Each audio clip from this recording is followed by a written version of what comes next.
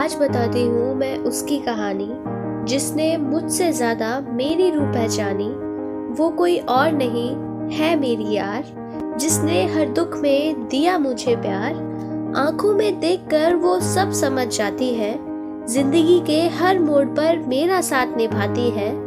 सिर्फ दोस्त नहीं वो मेरी सब कुछ लगती है, और खुद से ज्यादा वो मेरा ख्याल रखती है। और इस दुनिया में सबसे खास अपनी यारी है, मेरी जिंदगी तो उसने ही संवारी है। और टॉम एंड जेरी की तरह हम दोनों बहुत लड़ते हैं, पर एक दूसरे से प्यार भी उतना ही करते हैं। और कैसे समझाऊं मैंने उसे अपना क्या माना है।